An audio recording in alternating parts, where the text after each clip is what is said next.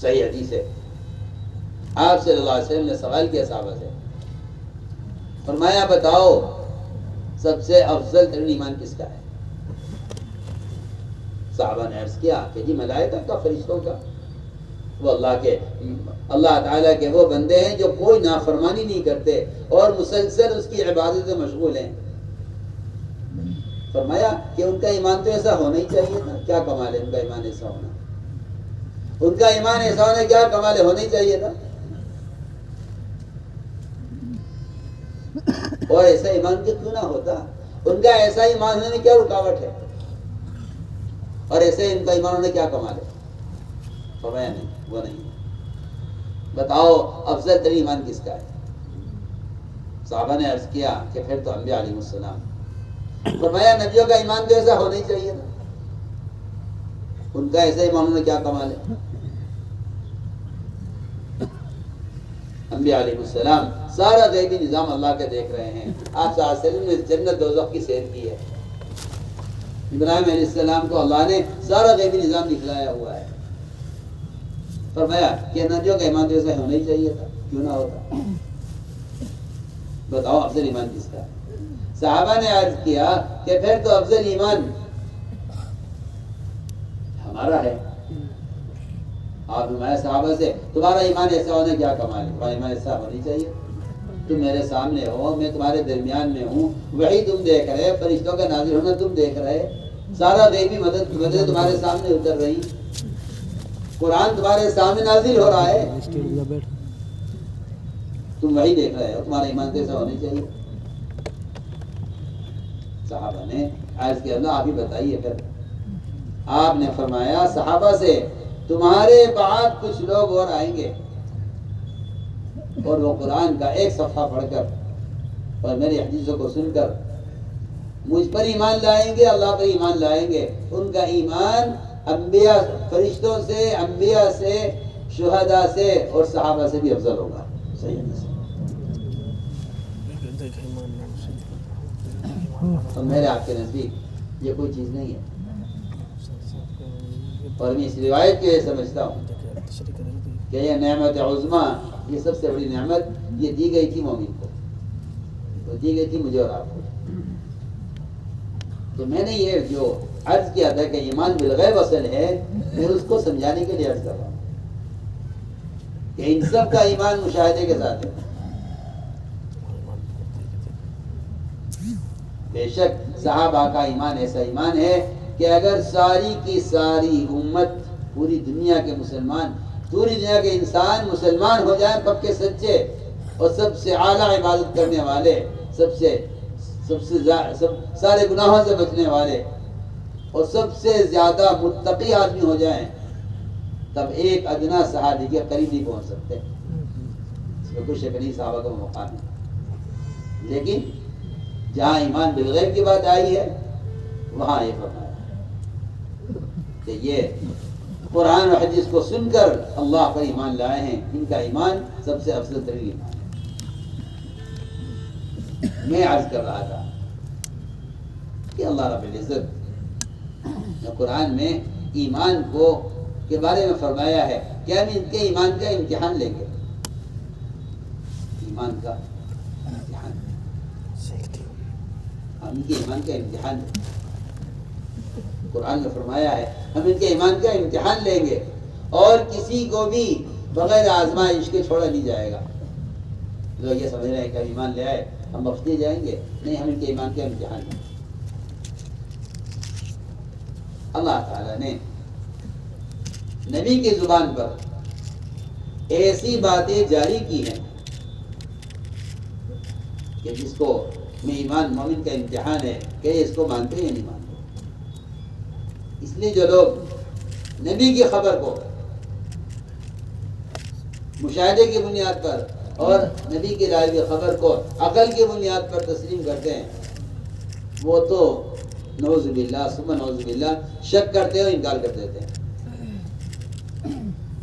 میں اس کی ایک مثال عرض کرتا ہوں۔ آپ صلی اللہ علیہ وسلم کا سفر معراج ہوا، رات کے کسی ایک حصے میں 1 مہینے کا سفر زمین کا بیت اللہ سے بیت المقدس اور وہاں سے سفر آسمانوں کا، یہ رات کے کسی ایک حصے میں ہو گیا۔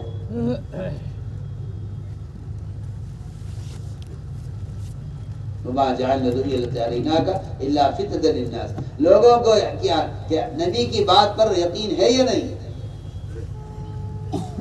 اس آزمائش کے لیے اللہ تعالی نے آپ کو یہ صبر کروایا۔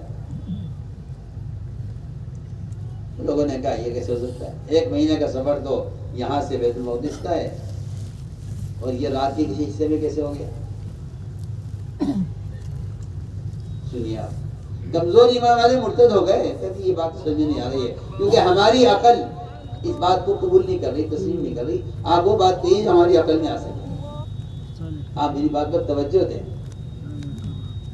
اگر نبی کی خبر امتی کی عقل کے مطابق ہو اور بات عقل میں آنے والی ہو تو پھر ایمان لانا کیا کمال ہے؟ پھر تو آپ جو ایمان لائے ہیں اپنی عقل کی بنیاد پر لائے۔ میں یہ بات کہنا چاہتا ہوں، آج جتنے بھی احکام شریعت کے ہیں، ان شریعت کے احکام میں مسلمان اپنی ٹانگ اس لیے اڑا رہا ہے اور تحریف قرآن میں اور احکام میں اور انکار اس لیے کر رہا ہے کہ یہ اللہ کے احکام کو عقل کی بنیاد پر لے رہا ہے۔ عقل یوں کہتی ہے کہ اب حالات یہ ہیں، عقل کہتی ہے اب حالات یہ ہیں، یہ تو ہو نہیں سکتا، لہٰذا اس حکم کو بدل دیا جائے، اس کو یوں موڑ دیا جائے، اس آیت کو قرآن سے نکال دیا جائے۔ یہ ساری کہتا ہوں کہ تحریف اور یہ خباثت وہ لوگ کریں گے جو ایمان بالغیب اور نبی کی لائی ہوئی خبر کو اپنی عقل کے خلاف تسلیم نہیں کریں گے، وہ قرآن میں تحریف کریں گے۔ بہت ضروری بات ہے۔ عام سے عام مسلمان اپنی رائے پیش کر دیتا ہے کہ یوں نہیں یوں ہونا چاہیے، حالانکہ ایمان کا مدار، شریعت کا مدار نبی کی خبر پر ہے، حکم پر ہے۔ اگر آپ احکام شریعت میں عقل لگائیں گے تو اس کا نتیجہ سوائے دین کے انکار کا اس کا کوئی اور نتیجہ نہیں ہوگا۔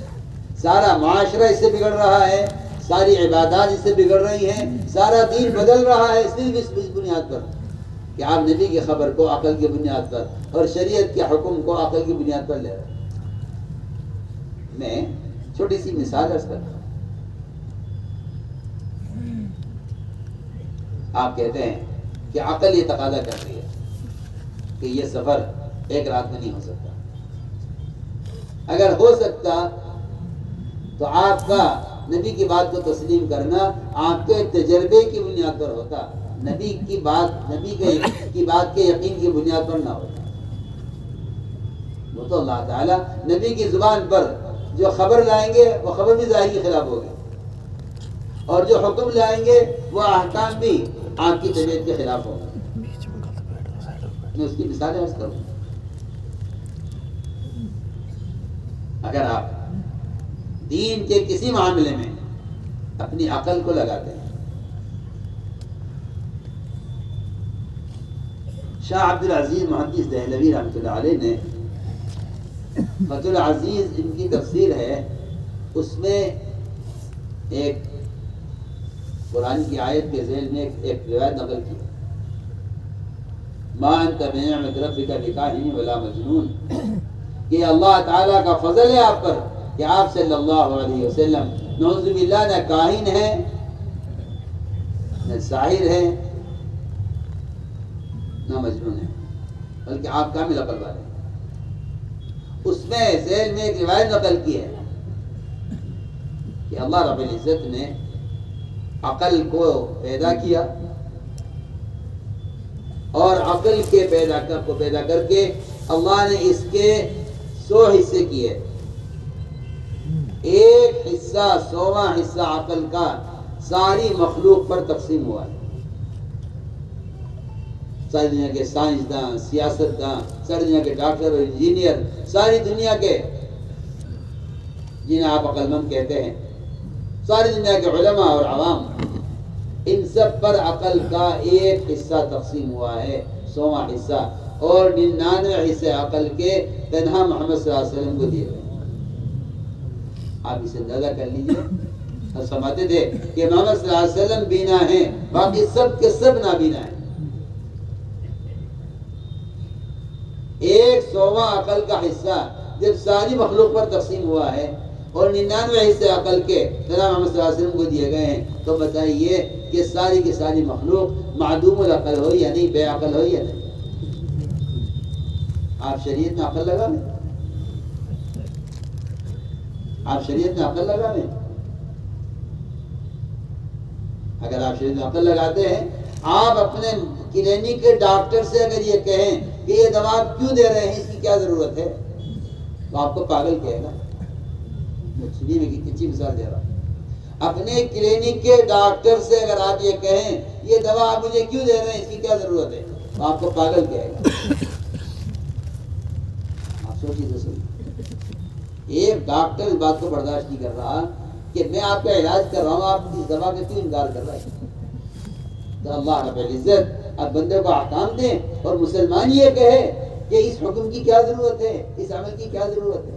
یہ آپ محمد صلی اللہ علیہ وسلم جو کامل عقل والے ہیں، آپ ان کی سنتوں کو یہ کہہ کر چھوڑیں کہ اس کی کیا ضرورت ہے۔ آپ سوچیے تو صحیح، اب کہاں ہماری سوچ ہے، کہاں ہماری عقل ہے؟ جبکہ آپ کے بعد معلوم ہو گئی کہ آپ کو عقل کے کا 100واں حصہ تقسیم ہو کر آپ کے حصے میں اس عقل کا کون سا ذرہ آیا ہوگا۔ کیا آپ سوچیے تو صحیح، اور آپ دین میں عقل لڑا رہے کہ یوں ہونا، یہ ہونا چاہیے، یوں نہیں، یہ یوں نہیں ہونا چاہیے۔ تو میں نے درمیان میں عرض کر دیا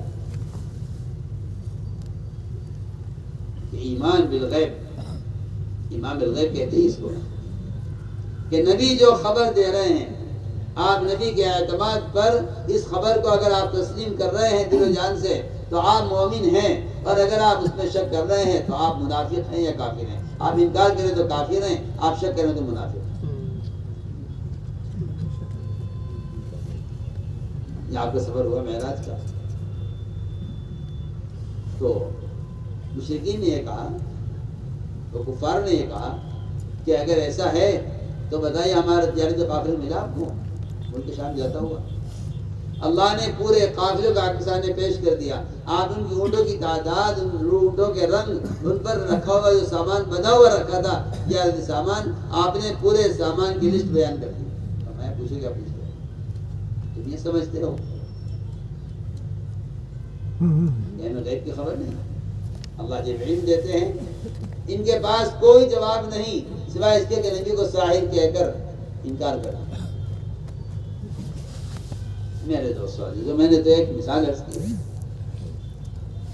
کہ اللہ تعالیٰ نبی کی زبان پر وہ خبریں جاری کرتے ہیں، اگر آپ مان جائیں تو ایمان والے ہیں، اگر آپ انکار کرتے ہیں تو کفر ہے۔ تو میرے دوستو عزیزو، پہلی بات ہم عرض کرنا چاہتے ہیں کہ ایمان بالغیب اصل ہے، ایمان بالغیب اصل ہے۔ اور بالغیب کا مطلب یہ ہے کہ وہ آپ کی عقل، آپ کی سمجھ، آپ کے قیاس، آپ کے جو ہے نظام کے بالکل خبر بالکل خلاف ہو جائے۔ اس لیے کہا گیا کہ آپ صلی اللہ علیہ وسلم اگر اپنی ذات کے بارے میں کوئی بات کہیں تو اس کا بھی اتنا ہی یقین کرنا ہوگا جتنا اللہ کی طرف سے ہماری خبر کا یقین کرنا ضروری ہے۔ آپ نے اپنے صحابہ کے ایمان کے امتحان لیا، صحابہ کے ایمان کے امتحان۔ ایک صحابی خزیمہ بن ثابت، ان کے ایمان کے امتحان لیا کہ دیکھنا یہ ہے کہ ان کو ہماری خبر پر کتنا، ہماری بات پر کتنا یقین ہے۔ واقعہ یہ پیش آیا کہ آپ صلی اللہ علیہ وسلم نے ایک دیہاتی سے گھوڑا خریدا،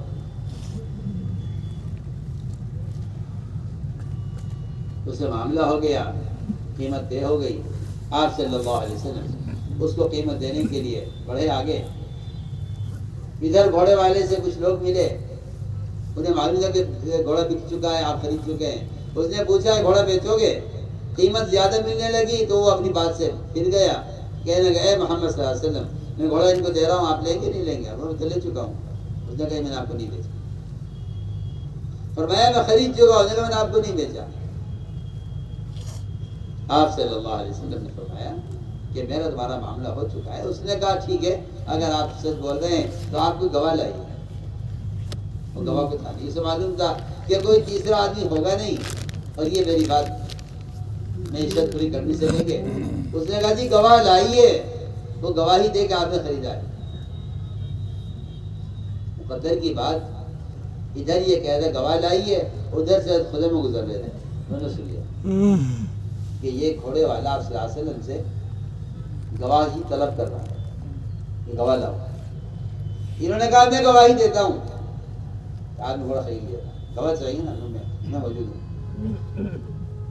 حالانکہ آپ کی عقل یہ کہتی ہے کہ گواہی وہ آدمی دے گا جس نے موقع پر معاملہ دیکھا ہے، موقع پر موجود ہے، اور انہوں نے نہ دیکھا ہے نہ سنا ہے، کچھ نہیں، یہ حد ہے نہیں۔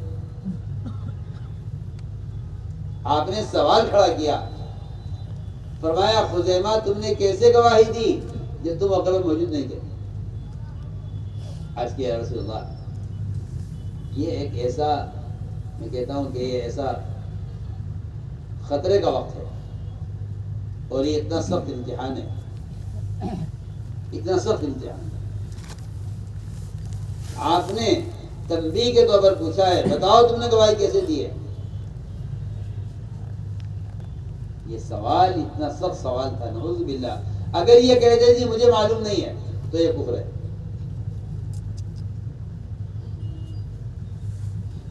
اس کا مطلب یہ ہے کہ آپ کو نبی کے ذاتی معاملات میں بھی اگر کوئی خبر نبی دے رہے ہیں تو اس میں آپ کو شک ہے۔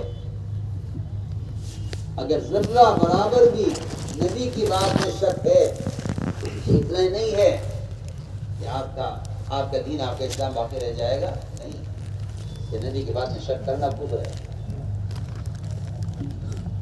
خزیمہ نے عرض کیا، آپ نے مایا خزیمہ نے کیسے گواہی دی؟ عرض کیا ہم کیسے گواہی نہ دیں؟ آپ نے ہمیں جنت کی خبر دی ہے، دوزخ کی خبر دی ہے، آپ نے عرش کرسی اللہ کے وجود کی خبر دی ہے، آپ نے ملائکہ اور آپ نے عذاب قبر کی خبر دی ہے۔ ہم نے تو کچھ بھی نہیں دیکھا، ہم تو تمام چیزوں کو صرف آپ کے کہنے کی وجہ سے مانتے ہیں۔ تو پھر جو ذات اتنی بڑی چیزوں کے بارے میں جھوٹ نہیں کہہ سکتی، وہ ہے بڑے کے بارے میں کیا غلط ہے؟ میں مانتا ہوں کہ آپ نے دیکھا اور میں آنکھ کے دیکھے ہوئے سے زیادہ گواہی دے سکتا ہوں۔ میری آنکھ غلط دیکھ سکتی ہے مگر آپ کا فرمانا غلط نہیں ہو سکتا۔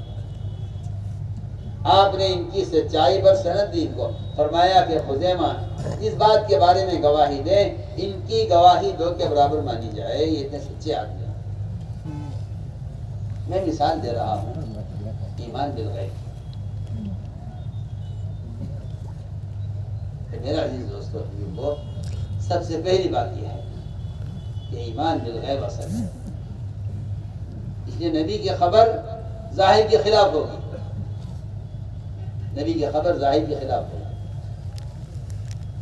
نبی جو خبر دیں گے وہ خبر عقل کے بالکل خلاف ہوگی، اور نبی جو خبر دیں گے وہ خبر ماحول کے بھی خلاف ہوگی، حالات کی بھی خلاف ہوگی۔ ہم یہ دیکھنا چاہتے ہیں کہ یہ نبی کی بات کو مانتے نہیں۔ آپ صلی اللہ علیہ وسلم آپ کے ساتھ صحابہ نماز پڑھتے تھے، نماز ہوتی تھی بیت المقدس کی طرف۔ اللہ نے امتحان لیا، اچانک نماز کے درمیان حکم آیا کہ رخ پھیر لیجیے بیت المقدس سے بیت اللہ کی طرف۔ آپ اور آپ کے صحابہ فوراً گھوم گئے، حکم آتے ہی۔ حالانکہ یہاں نماز ایک معمول تھا، ہو رہی تھی نماز، یہاں حکم آیا معمول کے خلاف۔ جیسے ہی حکم آیا صحابہ اکرام فوراً نماز پڑھتے پڑھتے سب پلٹ گئے بیت المقدس سے بیت اللہ کی طرف۔ اللہ نے فرمایا یہ ہم نے اچانک نبی کی زبان پر یہ حکم اس لیے جاری کیا ہے تاکہ ہم دیکھیں کہ کون نبی کے ساتھ پلٹ جاتا ہے اور کون نبی کی بات کے پورا کرنے میں دیر کرتا ہے یا انکار کرتا ہے یا یوں کہتا ہے کہ پہلا قبلہ صحیح تھا، یہ نیا قبلے کی کیا ضرورت تھی؟ قرآن نے کہا کہ یہ سارے بے عقل ہیں، احمق ہیں، سفہا ہیں۔ یہ میں اس لیے کہہ رہا ہوں کہ آج کل کوئی نئی بات لاتا ہے نا تو لوگ کہتے ہیں بھئی یہ بڑا سمجھدار آدمی معلوم ہو رہا ہے، حالانکہ قرآن ان کو سفہا کہہ رہا ہے۔ جب قبلہ تبدیل ہوا بیت المقدس سے بیت اللہ کی طرف، کچھ لوگوں نے اعتراض کیا، یہود نے کہا کہ ہمارا قبلہ کیوں چھوڑ دیا، کفار نے کہا کہ ہمارا قبلہ کیوں اختیار کر لیا، منافقین نے کہا کہ اس کی تبدیلی کی کیا ضرورت ہے، جیسا کام چل رہا تھا چلتا رہتا ہے، اعتراض کرنے والوں کا کام اعتراض کرنا ہوتا ہے۔ اللہ نے قرآن میں تینوں کو بے وقوف، بے عقل اور سفہا کہا ہے۔ یہ میں یہ بتانا چاہتا تھا کہ یہ ایمان بالغیب کے خلاف ہے۔ قرآن کہہ رہا ہے کہ یہ بے وقوف ہے اور یہ سفہا ہے۔ اس لیے میرے دوستو عزیزو، یہ باتیں ہیں سمجھنے کی۔ اگلی بات یہ ہے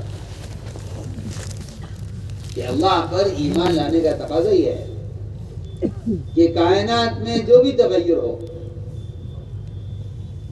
کائنات میں جو بھی تبدیلی ہو، اس تبدیلی میں صرف یہ یقین کیا جائے کہ یہ اللہ کے امر سے ہوئی ہے۔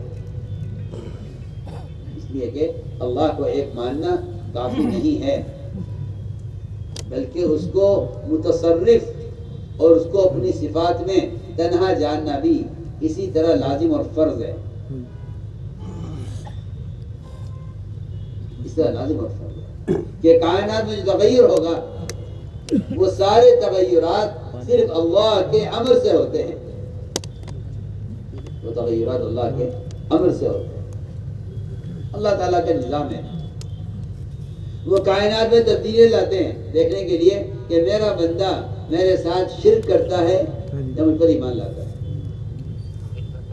میں دوسری بات کہہ رہا ہوں کہ ایمان اور شرک کو جانچنے کے لیے اللہ تعالیٰ کائنات کے نظام میں تغیر لاتے ہیں۔ سننا دھیان سے بات، دو قسم کے لوگ ہیں دنیا میں۔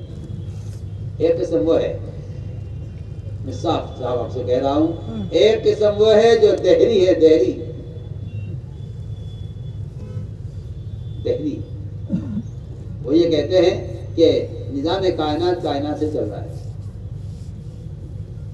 میری بات کی طرف پوری توجہ دینی ہوگی، مجھے بہت کچھ کہنا ہے۔ تحریک مولانا صاحب والے کے یہاں یہ اتنا خطرناک اور اتنا اہم مسئلہ سمجھا جاتا تھا، اگر کوئی یہ کہہ دے کہ جی یہ تو اتفاق سے ہو گیا، ایسا نہیں ہونا تھا۔ میں ایمان کا دوسرا حصہ بیان کر رہا ہوں، ایمان کا دوسرا حصہ بیان کر رہا ہوں کہ اس کی صفات پر ایمان، اللہ کی ذات پر ایمان، اس کی وحدانیت پر ایمان، اس کی صفات پر ایمان۔ تو ایک ذہنیت ہے، دہریت ہے، اور یہ اللہ مجھے معاف فرما دے، مسلمانوں میں ایمان کی دعوت نہ دینے اور اللہ کی وحدانیت کا بیان نہ کرنے کی وجہ سے یہ بیماری پیدا ہوئی ہے مسلمانوں میں، کہ وہ سمجھتے ہیں کہ کائنات کا نظام کائنات سے چل رہا ہے۔ مجھے اس کو کھولنا ہے، بھی عرض کروں گا، کائنات کا نظام کائنات سے چل رہا ہے، یہ دہریت ہے۔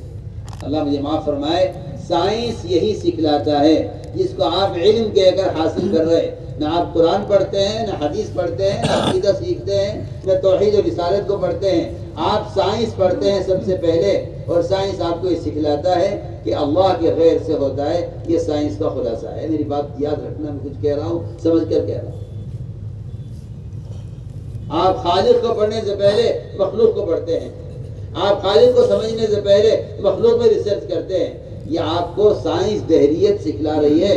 آپ کو اپنی دہریت کے اپنی دہری ہونے کا آپ کو احساس بھی نہیں ہے. میں عرض کروں گا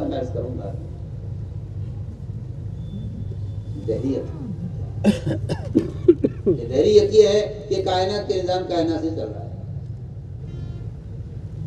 ایمان بالکل اس کے خلاف ہے.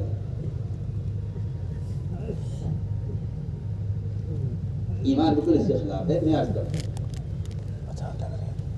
خدا کی قسم کھا کر کہتا ہوں ایمان صرف یہ ہے جتنا انتظار اسرافیل کو سور پھونکنے میں سارے کائنات اس کی شکلوں کو تباہ کرنے کے واسطے جتنا انتظار اسرافیل کو سور پھونکنے میں اللہ کے امر کا ہے اتنا ہی انتظار ایک درخت سے پتے کے گرنے میں اسے اللہ کے امر کا انتظار ہے. اور میں اور آپ یہ عقیدہ یہ سبق خدا کی قسم سب بھول چکے ہیں. میں کچھ کہہ رہا ہوں دل سے کہہ رہا ہوں آپ سے سب بھول چکے ہیں. سائنس یہ کہہ رہی ہے کہ یہ پتا بھی سوکھا نہیں ہے, سوکھے گا تب گرے گا. میں آپ ذرا عقل تو لگائیے اپنی, سوچیے تو صحیح. آپ درخت کی جڑ میں سے پانی جاتا ہے, نیچے کے پتے سب سوکھ کر گر چکے ہیں, چوٹی پر ایک پتا لٹکا ہوا ہے. آپ بتائیے درخت کی تری اس کی جڑ میں ہوتی ہے یا اس کی آخری ٹہنی پر ہوتی ہے اوپر چوٹی پر؟ بتائیے آپ دیکھیں گے بعض درختوں کو وہ سارے درخت پتوں سے ننگے ہو گئے, لیکن آپ کو نظر آئے گا کہ اس درخت کی چوٹی پر بالکل آخری جو شاخ اٹھی ہوئی ہے درندی پر وہاں ایک پتا لٹکا ہوا. ادھر یہ جہالت ہے کہ سائنس یہ کہہ رہی ہے کہ نہیں یہ ابھی سوکھا نہیں ہے, ابھی سوکھ جائے گا تو گر جائے گا. ہوا چل رہی ہے, ہوا کے جھکڑ چل رہے ہیں اوپر, یہ پتا نہیں گرا, کیا وجہ کیا ہے؟ سائنس سکھلاتی ہے کہ یہ بھی سوکھا نہیں. میں کہتا ہوں کہ یہ کہنا کہ سائنس کہہ رہی ہے ابھی سوکھا نہیں ہے, میں کہتا ہوں یہ کہ یہ تمہیں دہری بناوے گا. میں کہتا ہوں کہ یہ پتا اللہ کے امر کا منتظر ہے.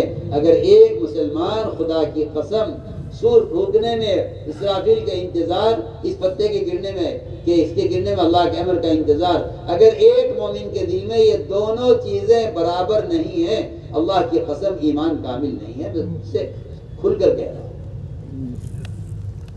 آپ کہاں سو رہے میں اور کبھی سوچا نہیں؟ معمولی باتیں پیش آتی تھی, معمولی باتیں چھوٹی چھوٹی جنہیں میں اور آپ کوئی درجہ نہیں دیتے. میں کچھ کہہ رہا ہوں اور آپ صلی اللہ علیہ وسلم صحابہ سے کہتے تھے کہ یہ یوں کیا تو کافر ہو جاؤ گے, یوں کیا تو ایمان والے رہو گے. سنیے میں اس کی مثال دیتا ہوں. اور دے کہ رات میں بارش ہوئی, اب تو ہمارے ہاں ایمان کی مجلسیں ختم ہو گئی, ورنہ ایمان کے مجالس کا یہ موضوع تھا جو میں کہہ رہا ہوں. بارش ہوئی حدیبیہ کی رات میں, آپ نے صبح کہا صحابہ سے کہ تم میں سے بعض کافر ہو جائیں گے, بعض مومن باقی رہیں گے. ہم کیسے کافر ہو جائیں گے؟ ہم تو آگ سے نکل کر آئے ہیں, ہم تو آگ میں تھے کفر میں, ہم تو آگ سے نکل کر آئے ہیں, ہمیں تو آپ نے سنبھالا ہے, ورنہ ہم تو ہمیشہ کی نرک میں جا رہے تھے. آپ نے ہمیں آگ سے نکالا ہے, ہم کیسے آگ میں چلے جائیں گے دوبارہ؟ آپ نے فرمایا جو کہے گا کہ بارش فلاں ستارے کی وجہ سے ہوئی ہے وہ اللہ کا انکار کرنے والا اور ستاروں پر ایمان رکھنے والا ہے. جو کہے گا بارش اللہ کے امر سے ہوئی ہے وہ اللہ پر ایمان رکھنے والا, ستاروں کا انکار کرنے والا.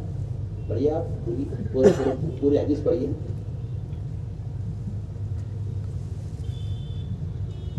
آپ کی عقل یہ کہتی ہے کہ کائنات کا نظام کائنات سے چل رہا ہے, اس کو دہریت کہتے ہیں, سائنس یہی سکھلاتی ہے. نبی دعوت لے کر آئیں کہ نہیں, کائنات میں جو ذرہ حرکت کرتا ہے اللہ کے امر سے کرتا ہے. مومن اس کو تسلیم نہیں کر سکتا کہ یہ خود بخود ہو گیا۔ میں یہ کہنا چاہتا تھا کہ کوئی چیز اتفاق سے ہونا دہریت ہے اور اللہ سے ہونا ایمان